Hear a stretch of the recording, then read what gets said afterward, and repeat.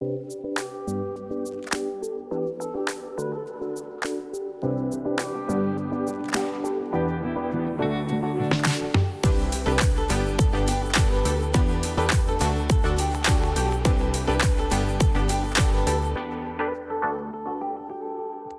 good afternoon, and welcome to the Brand Storytelling live streams for for May 6, 2020. I'm Drew Parkhill. Thanks for being with us. The live streams air every Wednesday at 12 p.m. Pacific Standard Time, 3 p.m. Eastern. Our mission is to deliver the most timely and relevant information for our community of brands and their storytelling partners. These shows are designed for you, so please let us know how we can best serve this community by suggesting future topics and guests that would help you now as well as into the future. Drop me a line. I'm Drew Parkhill. I'm Drew at BrandStorytelling.tv. I'd like to introduce our host, Zach Alter. He's the VP of Strategic Accounts at Jukin Media. Zach, go ahead and take it away. Thank you, Drew. And I am sharing my screen with a fancy cover slide. So very happy to be here today. As Drew mentioned, my name is Zach Alter. I'm the head of strategic accounts here at Jukin Media. I've been to two Sundance events with Brand Storytelling. I've attended a few of these live streams and excited to be hosting one today. I'm joined today by two good friends, Nobles Crawford of Reckitt and Alysha Yuille of Carat. We're going to do a Q&A with Nobles and Alysha in just a few minutes, but I wanted to take a second and allow them to introduce themselves and give you a bit of background on what they do and what they're responsible for. So Nobles, to you. Oh, I think you're on mute, Nobles. Grandpa. Hey everyone, I'm Nobles Crawford. As Zach said, I'm with RB, and my title technically is Senior Media Manager. But really, what does that mean?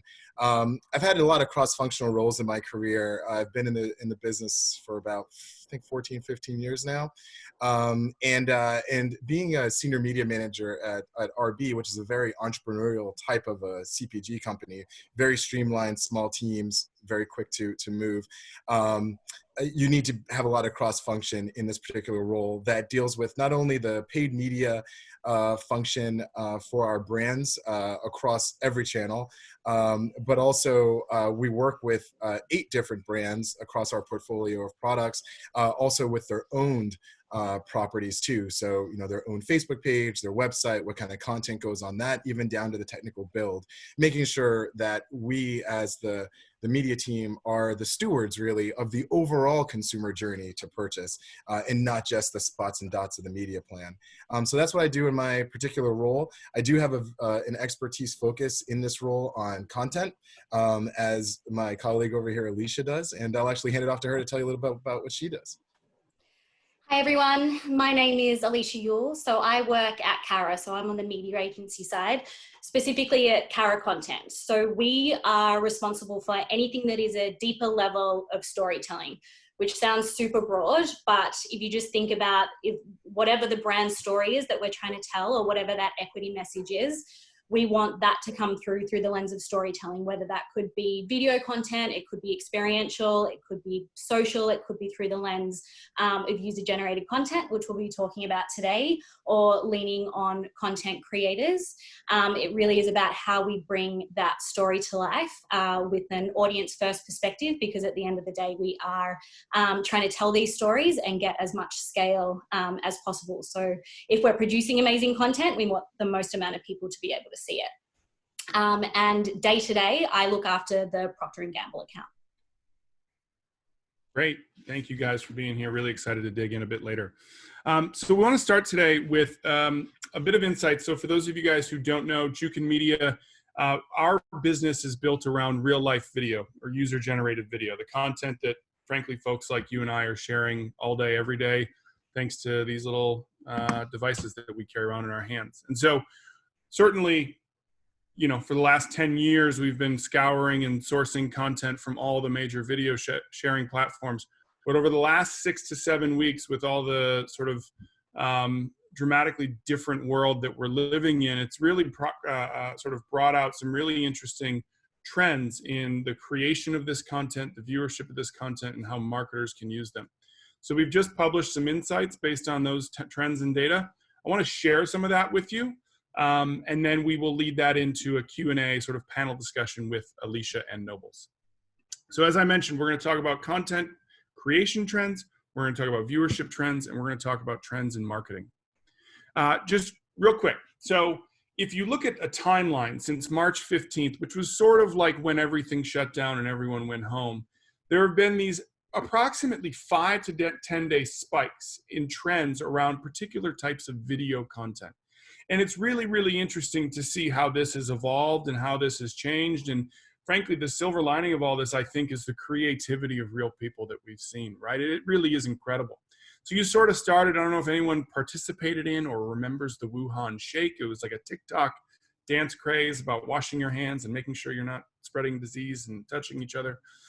There was a bunch of content being created around empty stores and panic buying. I think I can speak for most of us when I can say, fortunately, in the big scheme of things, this is the first time in our life we've ever gone to a grocery store and maybe not been able to find something that we need. So that was a really interesting thing that people were sharing and documenting.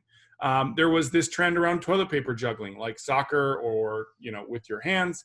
And then, you had balcony performances, right? People stepping out on their balcony. Like the first wave of this was in Italy when we saw all those people who were sharing and singing with each other. And it was really sort of these uplifting moments, right?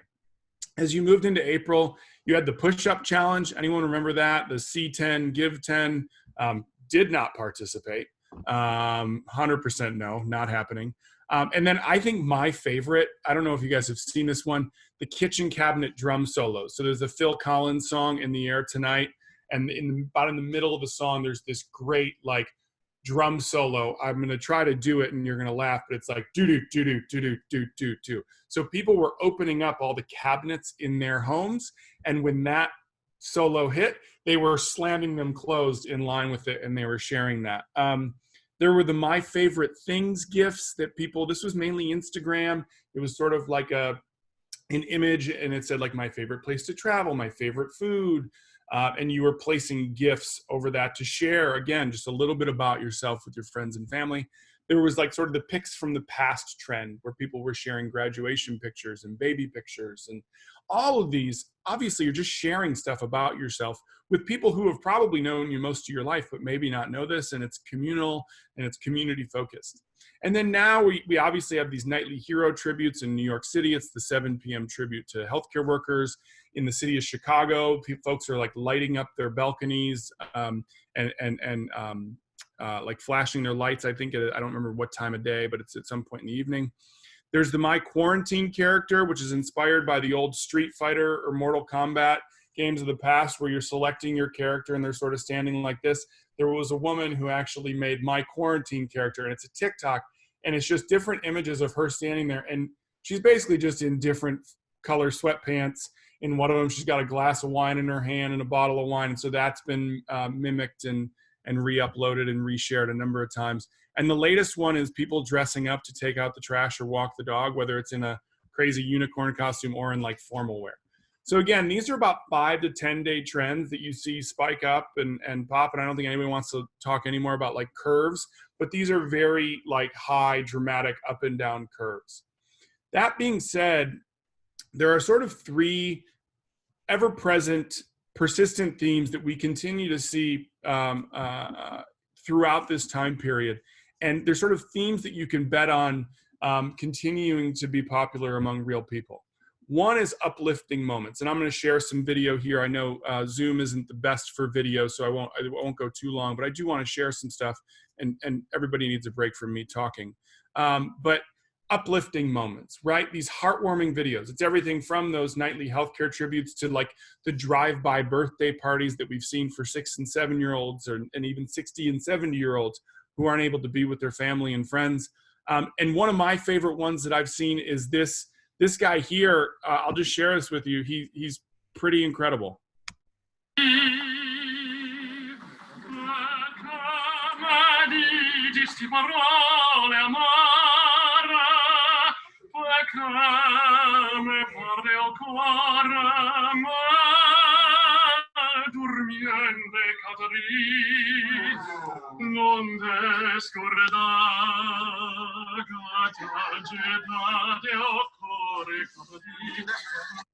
So that's a nurse who's just an opera singer. I can promise you none of his coworkers knew that. But in this time where they're in obviously quite a stressful situation, it brought them a smile or a moment of reprieve. And when that video gets viewed on the internet and shared, it brings other people a moment of reprieve, right? The second sort of key theme that we see is virtual connection. And this is everything from work, everybody working from home, to finding ways to stay in touch with family. So this video I'll share with you is, I love it. It's a video of an uncle reading a bedtime story to his niece. His heart fluttered. Mr. Fish grew grimmer. I'm fast as a sailfish. I'm strong as a shark. I'm smart as a dolphin, but I'm scared of the dark. I have a personal connection to that video because that's my daughter and my brother-in-law. We took our daughter's favorite nighttime books and sent them to our parents and our siblings, and they read her bedtime stories. And it's just one way that people have found to stay in touch and to continue to stay connected. And finally, creativity, right? We've talked a lot about it, but there's a million trick shot videos being uploaded. There's people making their own Corona-themed songs, and parents are building sort of indoor theme parks to keep their kids entertained who all of a sudden can't go to school or daycare. His heart flipped.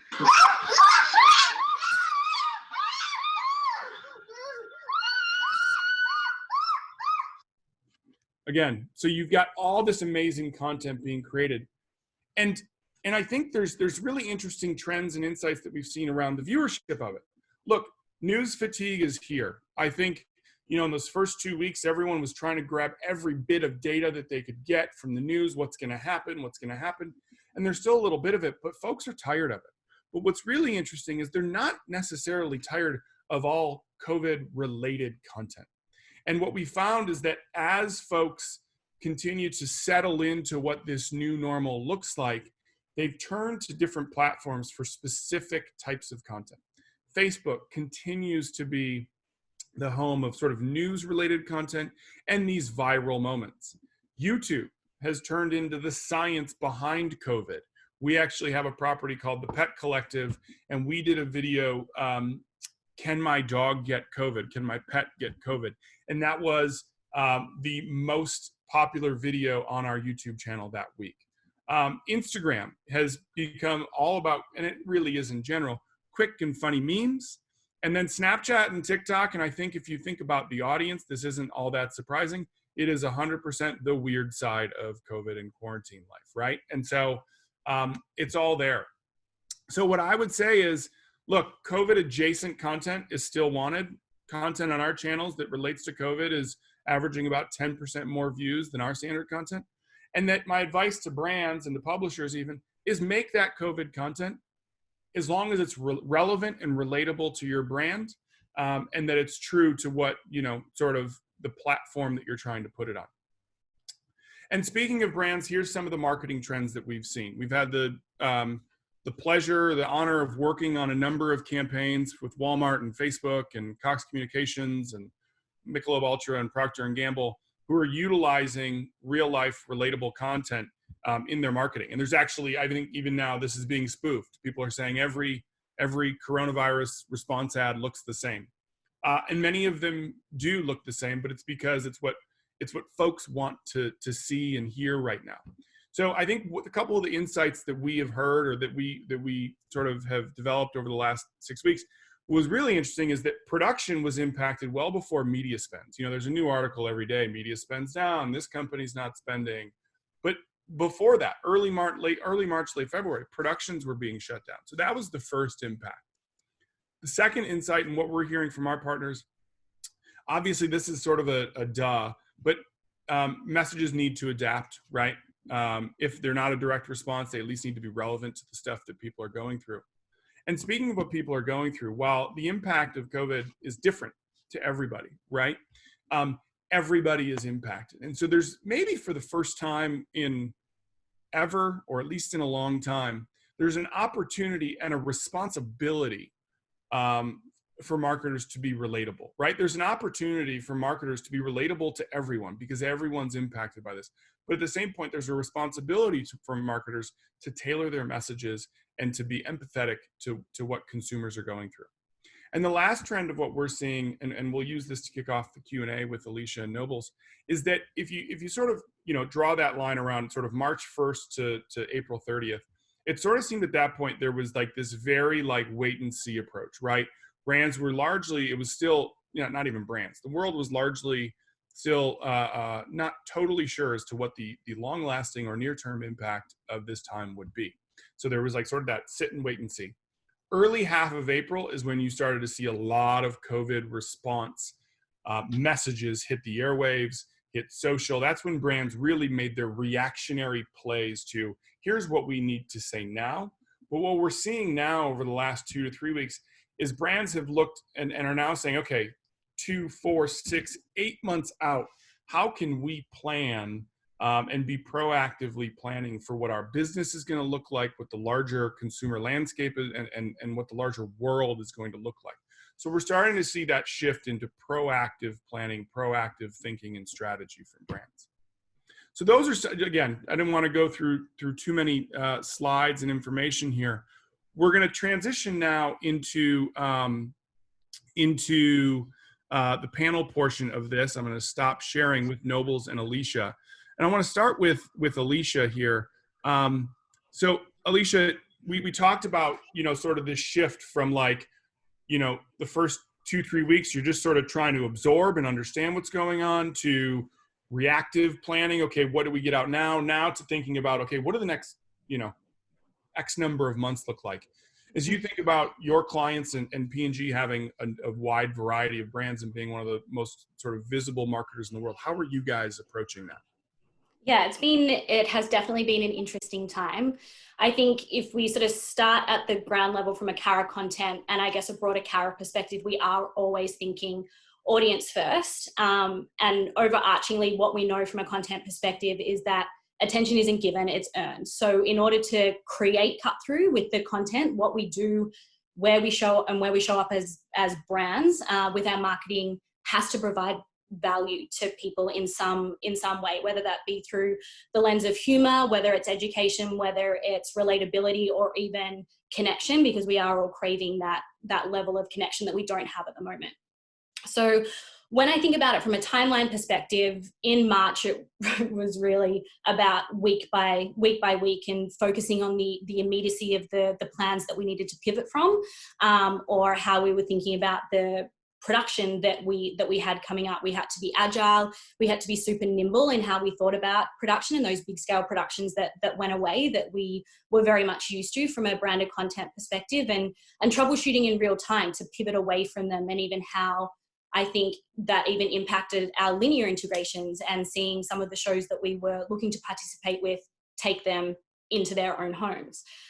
Right now, in April and now into May, it really has been a combination of somehow being proactive and reactive all at the same time. And as we plan for the new normal, what we're thinking about is how we control the controllable. So while the world is wildly out of control, our audience still needs to find solace in the content and the message that we as brands put in front of them. And that is the one thing that we can control. And I think additionally, now that we have this month or 2 months of experience behind us, we have insight now into what this new normal is going to look like, and how we're thinking about the future and what impact we can have from a content perspective. We've had to pivot the content recommendations with our brands, and again, moving away from what they know with these big scale productions and the need for social distancing, to really go back to basics and back to the basics of what content and branded entertainment can look like without big scale production. I suppose back to basics is probably a theme for a lot of us just in life right now, right? Like personal life is back to basics. So I think back to basics, back to passion points, back to the things that you actually care about, because it's all you have to focus on. Yes, that's true. That's true. Thank you for that. Nobles, sort of same question to you. I suppose the dumb part of me would be like, you just sort of like put Lysol into the world and take it easy. So you guys obviously have an interesting perspective there, but beyond Lysol, you guys have what, 200 brands or whatever. So tell us, what does that look like? Yeah. So Arby's in a pretty, I mean, nothing's fortunate about the situation. It's all unfortunate, but we've been, from a CPG company perspective, in a pretty fortunate spot from our operational point of view. You know, Arby is a pretty massive global company, and if you know what Dettol is basically the Lysol in, you know, the other part of the world, well, everywhere else in the world, basically, except for North America and a couple random European countries. So we saw COVID coming. And so we were able to prepare a little bit more than maybe some other brands that may not have like such a scaled down type of operations. I said, like, we're very lean at Reckitt. So we were able to liaise with our Dettol colleagues and kind of see what they're going through to start to prepare what does that mean for Lysol. And I'll talk about Lysol for a little bit before I talk about, you know, all of our other brands underneath the hygiene bucket that I cover. And so, you know, going back to what you were saying before, Zach, our conversation, even though we had some early preparation, I would say like early February for us, our conversation still went in waves because we weren't able to predict, you know, how this would be in America, how it would change the culture around, you know, our consumers. We could only like speculate. And, you know, in the very beginning, it kind of hit harder than we thought it would. And so, you know, people definitely looked to Lysol specifically as a thought leader, you know, in this time, whereas the only time they ever looked at us as thought leaders was during cold and flu season. And unfortunately, we were just getting out of cold and flu season. So we had that wind, you know, on our backs. And now that, you know, COVID had arrived on our shores, we just had to grab the bull by the horns and just, you know, ride with it and see where this conversation is going. And so from our perspective, yeah, we've seen many different stages of conversation, but one of the things that's really kind of fueled our approach to our conversation with consumers is really judged by our supply. We're, for Lysol and some of my other brands, like Finish, for instance, we have to catch up with a much higher demand now. The entire, you know, our livelihoods have changed. We're staying in the house more, so we're running the dishwasher more. That means you need more detergent. That means that Finish sales go up, and now we have supply issues. And we obviously don't want to increase demand when we have supply shortages. So then now, you know, being such a streamlined company, you know, I speak to my supply guys all the time because I need to work on their, you know, ebbs and flows within SAP and what does that mean for our media budget and where we tamp up and tamp down demand. So, you know, being that very entrepreneurial, streamlined company, we take on a little bit more responsibility and definitely ownership of how we execute our content and media in relation to other pieces of our business that might affect it. Overall, from a portfolio perspective, all of our brands are kind of being hit differently from a supply, you know, end of things. You know, since people are in their house more, Airwick, for instance, you know, that's going up because people, you know, there's a lot of funk going on. You know, a lot of people are just kind of sitting around in their underwear and sweatpants. And so, like, what does that conversation look like online? We're in a very interesting part right now with our brands on Reckitt, where culture is redefining who we are as brands versus us trying to invite people into our identity, and being able to kind of, you know, roll with where that is, while also tonally wise, not really kind of leading with the current culture at hand, but kind of really being, and sorry if you hear my little one in the background having a meltdown, I'll try to keep it tight. But really trying to, we're starting to have the conversation of what the new normal is going to be. You know, where are we going with this versus focusing on the here and now? Because the situation right now requires a little bit of escapism. And since our products are here already for the here and now, and people have a very timely need for our products, and they know who we are, we at least have the breath now to talk about where we want to go. And that's kind of how we're refocusing our conversation right now. But it was different last week, and it was different than that the week before. You just need to be very quick and nimble, and thankfully our operation was set up for that. And it's really interesting. Both of you guys mentioned sort of some version of quick and nimble, flexible, you know, week to week, I think was a phrase that I heard. So like, I'm going to lead into a question from Ailey from the group. And guys, please throw questions into the chat. Drew is texting me the questions. I see them, but if you see me look over here, I'm paying attention, I swear. So what kind of successful, and I'll pose this to Alysha first, and let Noble's daughter or son calm down. What kind of successful storytelling opportunities are you working on that may have never existed if it wasn't for COVID? And there's like 2 questions here, so you can answer. And what do you think some of the short-term and long-term content trends will be as a result of COVID? And I think we had talked about a little, like, what are some of the things that have come into play because of this that you think could, stick around for a little while from a strategy or, Yeah. Okay. I'll answer the first part of the question, which was some successful campaigns. So I think we've had to pivot and be really nimble and agile, which I mentioned at the top, consistently, from the production side of things to how we were thinking through what our recommendations were back to the brands.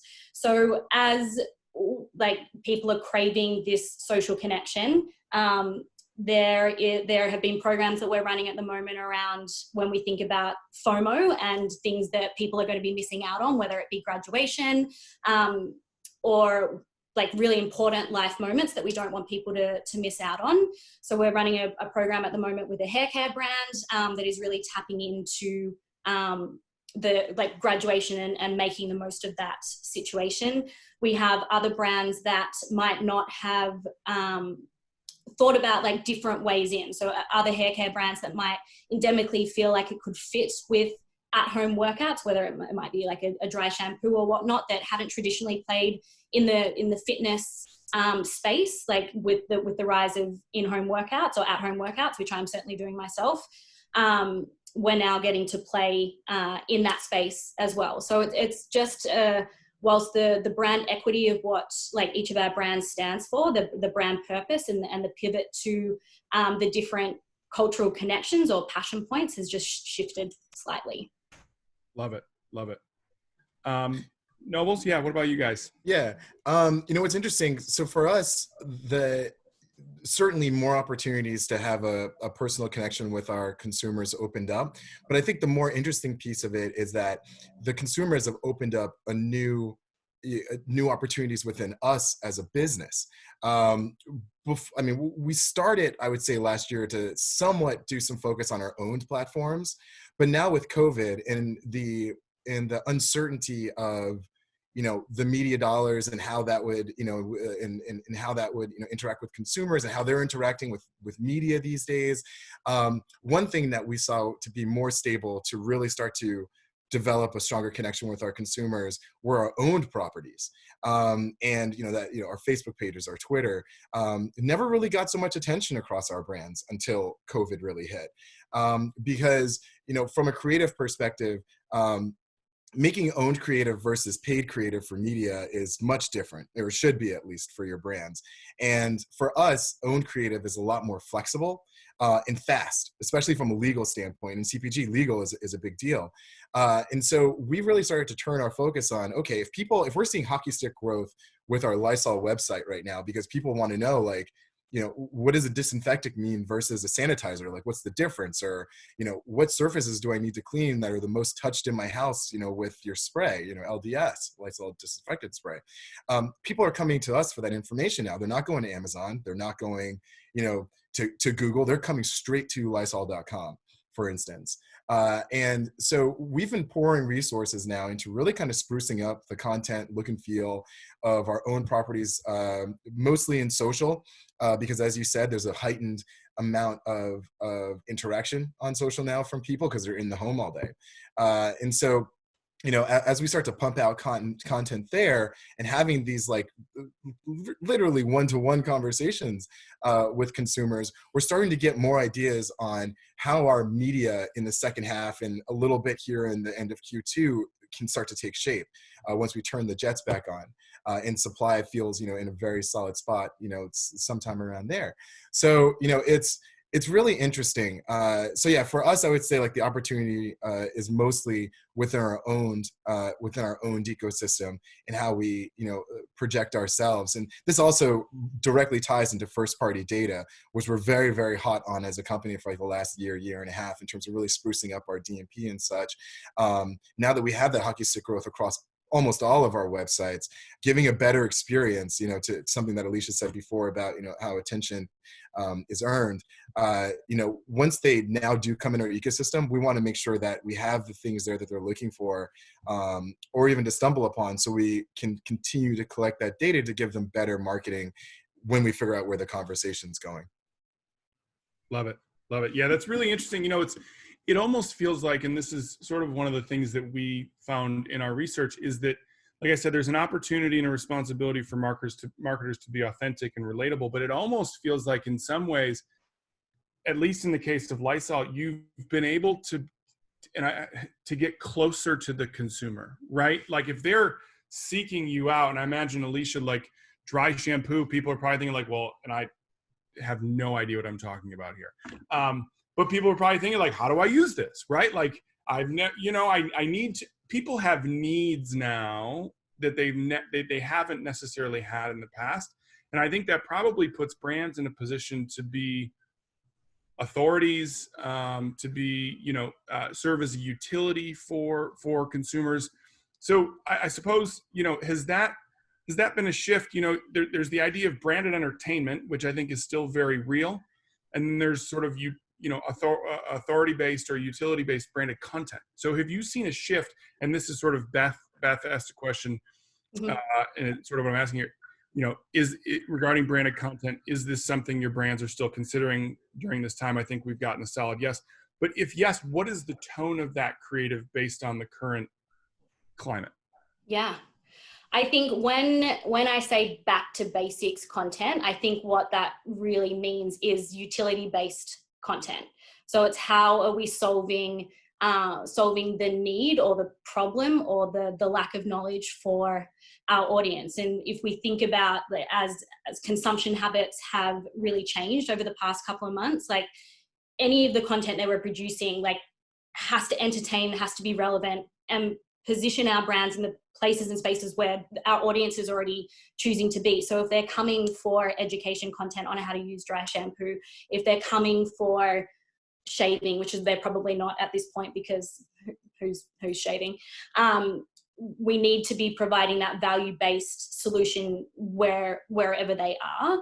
But I think when we're thinking through like branded entertainment or custom content or utility-based content or video or social content or however we're choosing to tell the story through the lens of our brands, we need to make sure that we're doing it with a heightened sense of awareness and empathy for the marketing strategies and decisions that we're making.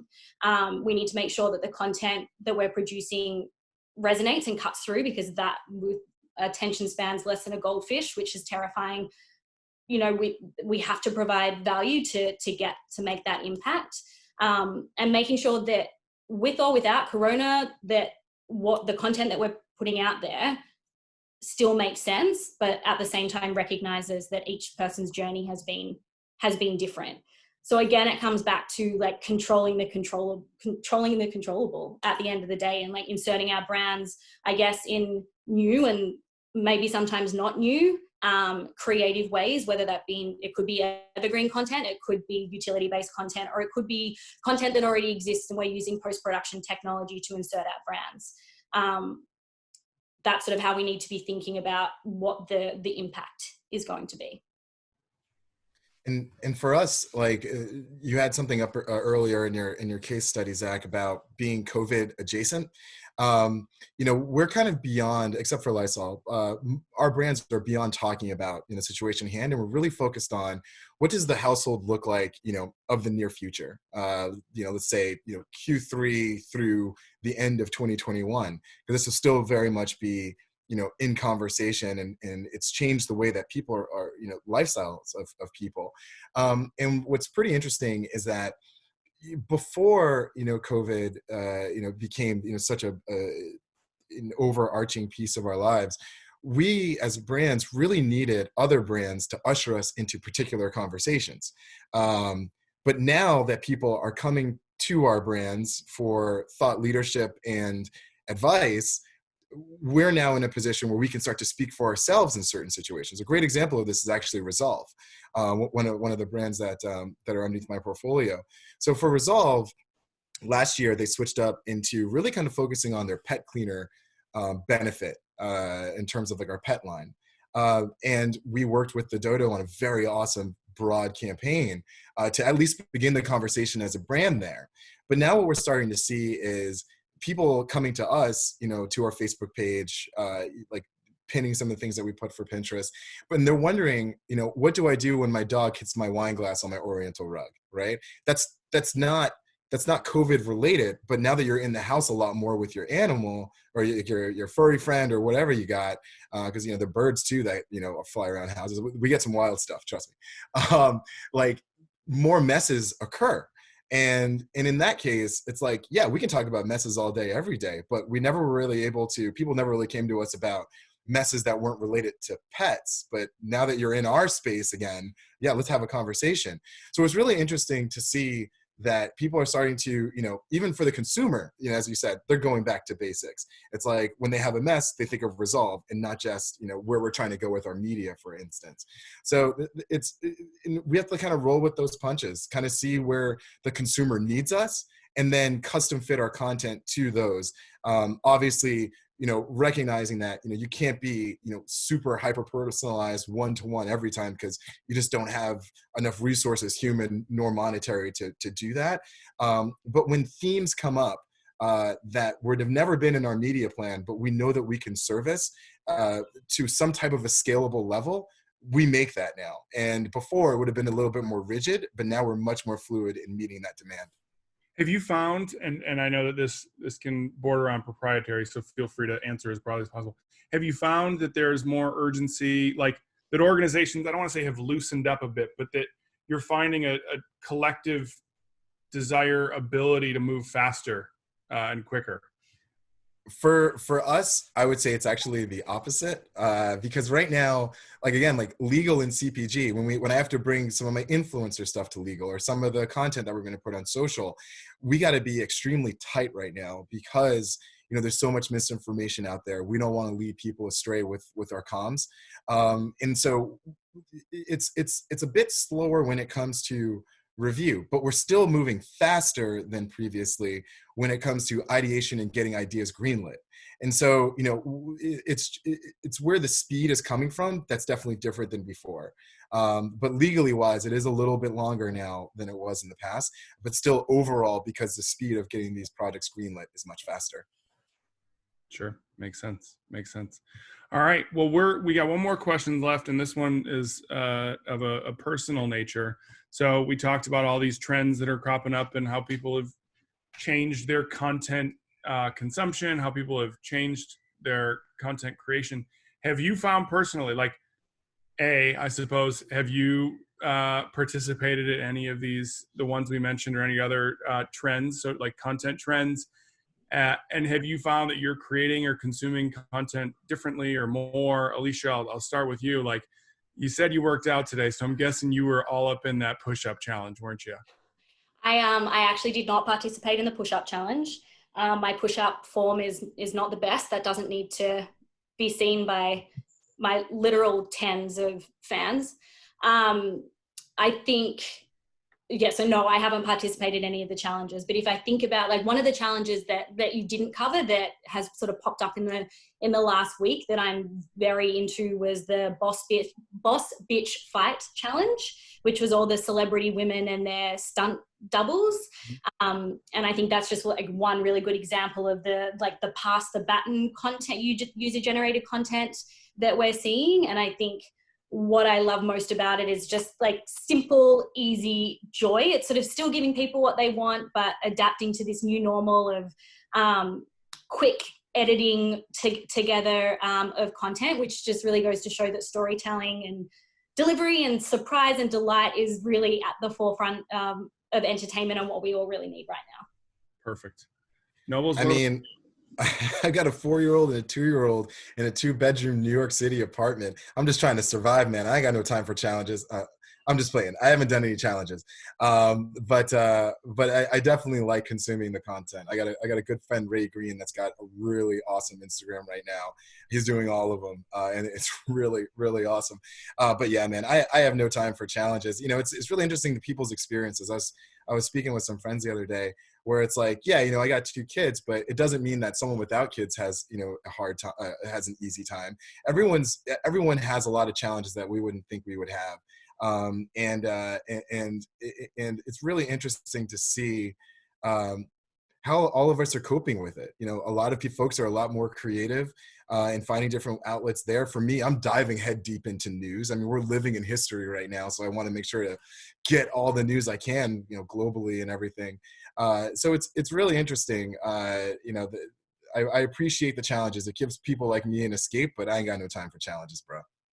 I'm with you. I got a 2-year-old. It's the minute she goes down, we watch some terrible show on Netflix and decide which bottle of wine we're going to open. That's the word, man. Alysha, Nobles, thank you so much. I think this conversation, at least for me, and we've done a couple prep calls, has been super enlightening.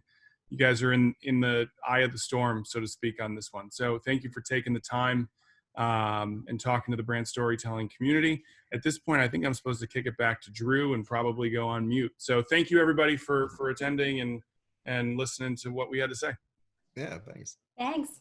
Thanks, Zach. And thank you, Nobles and Alysha. Appreciate it. Some great insights and great conversation. If you're just joining us right now, don't worry. If you missed part of this stream, we'll be sure to upload this on YouTube as of tomorrow morning. So check it out. You can go to BrandStorytelling.tv/streams to stay up to date on what we're up to. Thanks so much to all the panelists. Thank you so much to the viewers and everybody asking questions. Hope you guys stay safe and healthy, and talk to you soon.